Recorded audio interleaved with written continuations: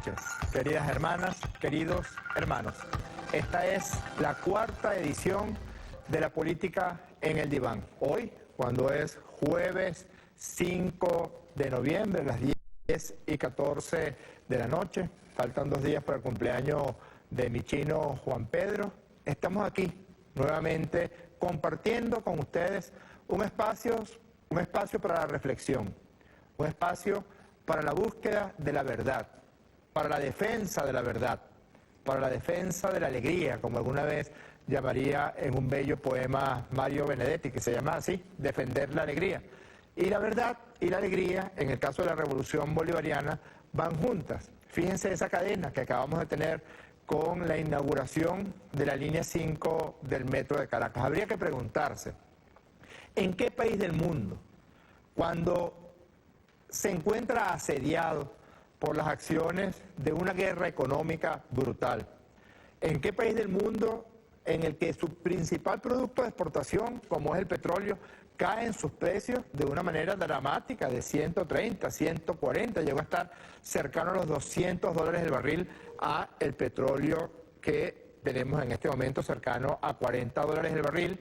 El gobierno sigue inaugurando obras para el pueblo, obras para el bienestar de toda la población, de todos los sectores. Yo estaba allí con el presidente Maduro en la madrugada del día 3 o 4, ya al amanecer del día miércoles 4 de noviembre, cuando nos montamos en Plaza Venezuela. Estaba la primera combatiente Siria Flores, estaban representantes del gobierno bolivariano, el alcalde de Caracas, y nos montamos en la estación de Zona Rental y atravesamos esa maravilla que implica la línea 5 del metro, porque gracias a la tecnología venezolana, gracias al ingenio de nuestros ingenieros, de nuestros arquitectos, de nuestros calculistas, esta estación pasa, este trayecto de la línea 5 que va desde Plaza Venezuela hasta Bellomonte, pasa por debajo del río Guaire y conecta de forma muy importante el norte de la ciudad, en este caso la Plaza Venezuela, con ya lo que se considera el sur de este valle de la ciudad de Caracas. En ningún otro país del mundo. Otros países hubieran tenido que recortar, como obliga a hacerlo el Fondo Monetario Internacional. Otros países lo primero que hubieran hecho es decir, hay que reducir el gasto social, hay que reducir los costos en infraestructura, y es en el gobierno revolucionario de Nicolás Maduro que más bien se afinca este proceso de inversión en lo social, en lo humano, en infraestructura. 300 millones de dólares invertidos para que los sectores populares y también los sectores de clase media, porque esta estación llega hasta Bellomonte, se vean beneficiados por el metro de Caracas. ¿Por qué hacemos esta introducción específicamente trayéndonos la cadena que recientemente acaba de concluir? Porque de ese es el tema que hoy hablaremos, de la manipulación de los medios de comunicación para agredir a la revolución bolivariana, de la intención permanente, manifiesta, lo vamos a demostrar en algunas cosas que conversaremos con ustedes el día de hoy, de ocultar la verdad, de señalar no solamente algunos elementos negativos que puedan ocurrir si cometemos algún error, si algún proceso se hace más lento por las circunstancias o por las situaciones, no, sino la invención de una realidad paralela a la realidad y el ocultamiento de la verdad. Esto que el gobierno bolivariano necesariamente lo tiene que mostrar en transmisión conjunta de radio y televisión. Usted no lo verá en los grandes centros mediáticos, porque los centros mediáticos, es lo mismo que decir los centros de poder imperial en el mundo entero, están dedicados a agredir, están dedicados a asediar a la revolución bolivariana y a toda la población de Venezuela. Chávez una y otra vez se los recalcó, una y otra vez lo denunció y una y otra vez los derrotó. Miremos a Hugo Chávez. Medios de comunicación de mucho poder, no solo, tanto escritos como audiovisuales, etcétera, y entonces ponen a circular por allí cualquier cantidad de mentiras cuando quieren crear lo que llaman una matriz de opinión, a favor o en contra de alguien, incluso ahora a favor o en contra de países.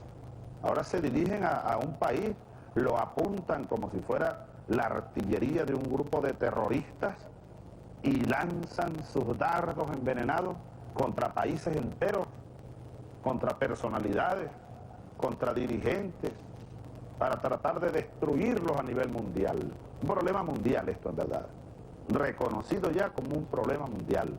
Y Ramonet, en su libro, uno de sus libros de mayor pegada, porque da en el clavo, lo llama la tiranía de la comunicación. Y Chávez siempre estaba en el clavo. Chávez siempre lo sacaba para lo claro. Chávez siempre les decía la verdad en su cara. No se lo perdonaron, pero Chávez y el pueblo de Venezuela tampoco les dieron cuartel. Yo recuerdo como si fuera hoy, un día del año 1989, el mes de diciembre de 1989, cuando salimos a protestar contra la invasión de Estados Unidos a Panamá. Por supuesto, fuimos detenidos por las fuerzas represivas de ese gobierno de Acción Democrática de aquel momento. Y yo recuerdo a mi hermano Pedro Chacín, mi hermano ya fallecido, que le dijo al policía metropolitano que nos estaba deteniendo, le decía, señor policía, si me va a torturar, a mí de la psicológica, por favor. Yo creo que Pedro estaba equivocado, porque con tortura psicológica y con guerra psicológica han amedrentado, han atentado y han asesinado muchas más personas que con las guerras convencionales. Ya regresamos a la política en el diván. Si quieren comunicarse con nosotros, envíennos un tuit a las siguientes cuentas, @JorgeRPSube, que es mi cuenta personal, y a la cuenta de este programa, @PolíticaDiván. Ya regresamos.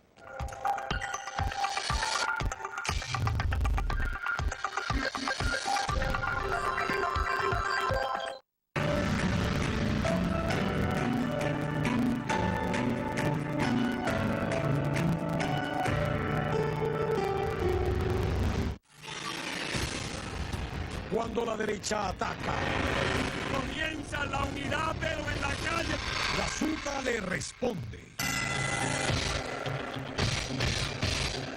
Él se queda con la plata que están mandando desde el norte para seguir financiando al sector ese terrorista que se hace llamar Movimiento Estudiantil de la Derecha Venezolana. Los noquea. Alcaldesa, cuénteme qué hace usted en Orlando. No dice nada. Somos como renegados, yo no puedo gritar grupo, compadre. Zurda corrupta. Lunes y viernes a las 10:15 y los jueves a las 11:15 de la noche. Más BTV, más revolución. Coimas. Contrabando. Especulación. Terrorismo. Acaparamiento. Desabastecimiento. ¿Sabes quiénes son los responsables de esto? La guerra económica tiene su rostro. Que te quede claro, el bachaqueo es un delito. En la auditoría de producción de máquinas, los auditores de los partidos políticos certifican que las máquinas de votación están siendo programadas con el software y los datos de las electoras y los electores que han sido previamente auditados por ellos. Los auditores de los partidos políticos seleccionan al azar cualquier máquina de votación para su revisión. Así, se certifica que la votación es segura y confiable. CNE, ejerce tu soberanía.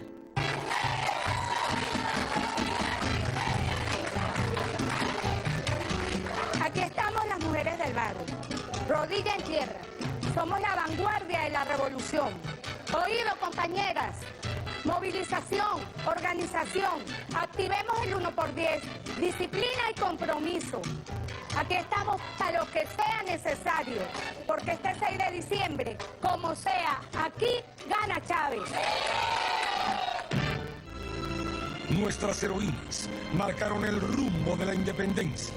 Fueron unas mujeres entregadas a esta lucha por liberarse de un imperio que las estaba asesinando. Rosalía Ramírez, una luchadora incansable de nuestra patria. Conoce su historia este sábado en Heroínas de Oriente, a las 6:30 de la mañana, Más BTV, más revolución. Hace 44 años un jovencito humilde, lleno de sueño, venido de los llanos venezolanos. Y los únicos zapaticos que yo tenía, me acuerdo clarito.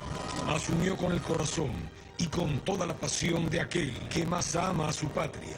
Esta es la investidura cuando entregan la daga. La daga del cadete es el honor. Fue en ella donde forjó un arraigado sentimiento bolivariano. Uno era como una semilla que cayó en tierra y vino la lluvia y brotó. Que lo llevó años más tarde a emprender la lucha para sacar a Venezuela de la profunda crisis en la que estaba sumida y consolidar así la revolución bolivariana. Lo más profundo que yo aprendí en esa queridísima academia militar fue a amar profunda e infinitamente a mi patria.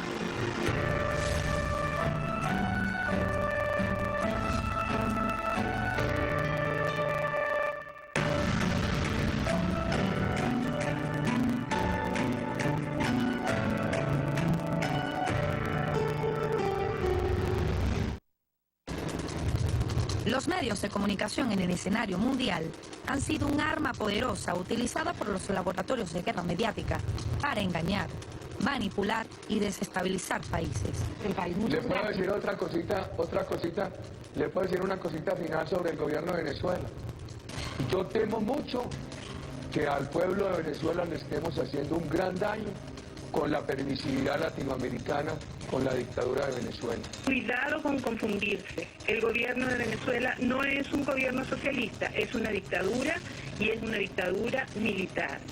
En el caso de Venezuela, los medios internacionales difunden hechos noticiosos falsos, transformándolos a su conveniencia para arremeter contra el gobierno. Lo que sucede en mi país es terrible, las muertes indescriptibles. El fenómeno castrista que el difunto presidente Chávez llevó a Venezuela, las tiendas están vacías. Por represión de la tiranía, las calles inundadas de sangre. No, dejar con claridad que no hay presidente en Venezuela. Lo que es un orangután que se ha apoderado del gobierno, de la voluntad y del pueblo venezolano, sometiéndolos a la voluntad, probándose todas las instituciones. Es así como en la televisión mundial, conductores y periodistas opinan sobre Venezuela tergiversando la información basada en lo que reciben de los medios internacionales. Ojalá que termine toda la desgracia que está pasando en Venezuela y que tengan otro tipo de gobernantes. Pregúntale a Maduro, que es podrido, que los tiene podrido ustedes. A esta campaña de mentiras, fabricadas contra Venezuela, se han sumado medios europeos, colombianos, mayameros y algunos de Sudamérica, entre los que se destacan CNN, ABC, El País de España, The New York Times, entre otros. Las mentiras sobre Venezuela han sido titulares de primera plana de los principales diarios del mundo, The New York Times y los diarios españoles ABC, El País, El Mundo y El Tiempo se han hecho eco de informaciones falsas y tergiversadas contra el gobierno bolivariano. A esto se suman el Nuevo Herald de Miami, BBC Mundo, el diario argentino El Clarín, el Mercurio de Chile, entre otros. Emporios comunicacionales que fabrican y procesan mentiras para desestabilizar a todo un país. Venezuela.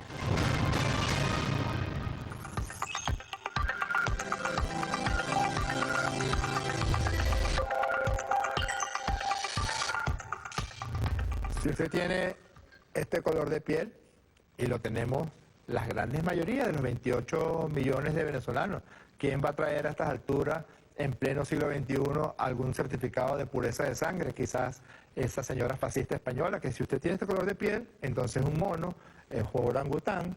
Esos comentarios racistas y xenofóbicos que se permiten a través de los grandes centros de comunicación. Ponen a un asesino, como Álvaro Uribe, pura y simplemente un asesino. Más temprano que tarde, la historia y la justicia en este continente y la justicia en su país determinará su condición de asesino, pues habla de calles llenas de sangre que probablemente tienen que ver con el momento en que ellos lanzaron lo que se denominó la salida y no fue otra cosa que el desbordamiento de la violencia por los sectores de la derecha venezolana. Es como diría de una forma perfecta Eduardo Galeano, el mundo al revés. Hay una canción infantil que también se llama así, el mundo al revés. Voy un momentico a la pizarra para que entendamos un poquito cuál es la intención que se persigue con esta gran campaña mediática que no persigue otra cosa que agredir, no persigue otra cosa que maltratar, no persigue otra cosa que promover desestabilización, violencia, malestar en la población. Me perdonan con lo de la pantalla porque la mitad de la gente que nos ha escrito nos dice que no se entiende nada de lo que yo escribo en la pantalla y se lo atribuye a mi letra de médico, en parte es mi letra de médico, pero en parte también es que esa pantalla es un poco rara, pero el resto de la gente, la otra mitad, dice que está viendo las explicaciones. Ustedes se acuerdan que en los primeros programas hablamos del cerebro reptiliano, hablamos del cerebro mamaliano, que solamente responde en base a los instintos. Luego, en el tercer programa hablamos del desarrollo que Sigmund Freud significó para lo que él denominó el aparato psíquico. El aparato psíquico que se rige por dos principios fundamentales. Que en aquella oportunidad habíamos hablado del principio del placer, que era el principio inicial, instintivo de toda mente humana, y luego como ese principio del placer tenía un principio contrapuesto que Freud desarrolló varios años después de que hablara del aparato psíquico, en 1920, cuando habló del principio de muerte. ¿Y qué es el aparato psíquico para Sigmund Freud? Para que podamos entender qué es lo que ellos están persiguiendo.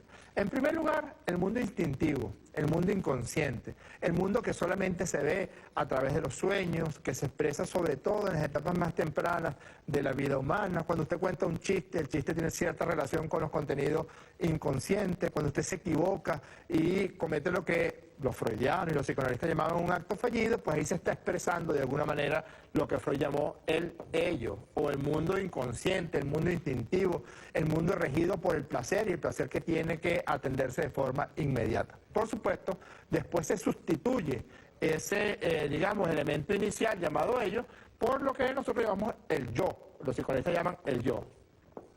¿Qué es el yo? Bueno, la vida cotidiana, lo que nos permite a nosotros acudir a nuestro trabajo, lo que nos permite atender a un horario, lo que nos permite atender a otras personas. Eso es lo que, para decirlo de forma resumida y de forma un poco simple, es lo que podemos considerar nuestra forma de vida en la vida adulta. Y esto está determinado por lo que alguna vez Freud llamó la cultura, es decir, la capacidad que tenemos los seres humanos para vivir en conjunto y para vivir en comunidad. Y de algún modo Freud lo llamó el superyo. Hay una guerra permanente, el pobre yo se encuentra permanentemente asediado por dos factores contrapuestos, por el factor instintivo, el ello, y por el factor cultural, el superyo. Y Freud dijo que el yo se rige por el principio de la realidad. El principio de la realidad es que si es de día, digo, bueno, es de día. Si es de noche, estoy en mi casa, me acuesto a dormir. Si es la hora de almorzar, utilizo los cubiertos. Ese es el principio de la realidad. ¿Qué persiguen con toda esta cantidad de mentiras? ¿Qué persiguen con el mundo al revés? ¿Qué persigue un asesino como Álvaro Uribe cuando dice todas esas barbaridades sobre Venezuela? ¿Qué persiguen estos medios de comunicación? Sustituir el principio de realidad, es decir, el principio que nos permite contactarnos con el resto del mundo, sustituirlo por un principio de realidad virtual. La verdad deja de existir. Y no es que existe la mentira como tal. Vamos a ver cuál es la definición de mentira en el diccionario de la Real Academia Española. La mentira es expresión o manifestación contraria a lo que se sabe, se cree o se piensa. La siguiente acepción es la errata o equivocación material en escritos o impresos. Se usa más tratándose de los manuscritos. Pero en este caso no es la mentira de forma inocente, no es la mentira que aparece de manera fugaz, el equívoco, no. Es la instalación de un verdadero sistema para que el principio de realidad sea sustituido por otro principio de realidad. Y eso ocurre a diario. Luego veremos de qué manera ha sido el asedio de los medios de comunicación internacionales, de los poderes mediáticos imperiales en contra de Venezuela. Veamos algunos de los ejemplos.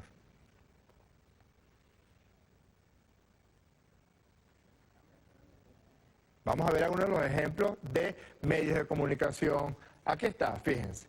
Aquí aparece el pueblo en la calle, dictadura y para muestra un botón. Y aparece una serie de agentes del orden público supuestamente agrediendo a un estudiante en la dictadura venezolana. Y resulta que esto es una foto tomada de una revista norteamericana, de un evento que ocurrió en un país de Europa. ¿Qué dice? La Guardia Nacional no perdona ni a los perros. Y sale un agente del orden público pateando un perro. Pero eso no ocurrió con la Guardia Nacional Bolivariana. Eso ocurrió en una población de Grecia. Y aquí está la página de Wikipedia de donde fue tomada la foto. La siguiente.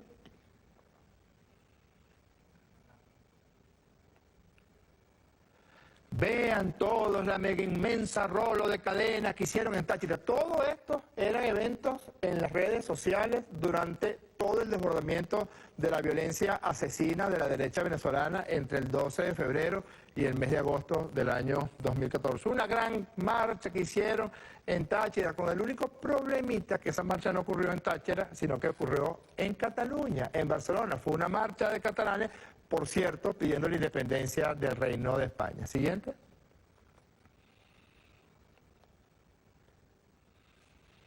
Cosas mucho más graves. Esta señora que está aquí, supuestamente es periodista venezolana, vive en Miami.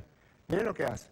Coloca a unos bebés recién nacidos. Esto ya de por sí es un crimen. Esto es un delito aquí y en cualquier parte del mundo. Coloca a unos bebés recién nacidos en unas cestas plásticas y en unas cajas de cartón y dice que esto está ocurriendo en el hospital de Maracay. Ella lo sabía cuando publicó esto, que esto realmente ocurría en Honduras. Y es una fotografía publicada en un periódico hondureño. Ella lo sabía, y Dania Chirino es uno de los representantes de todo este sistema que se instala para atacar, para agredir, para promover la violencia entre venezolanas y venezolanos. La siguiente. Aquí está, mire, aquí está la exaltación de emociones. La exaltación como de una especie de épica, de una épica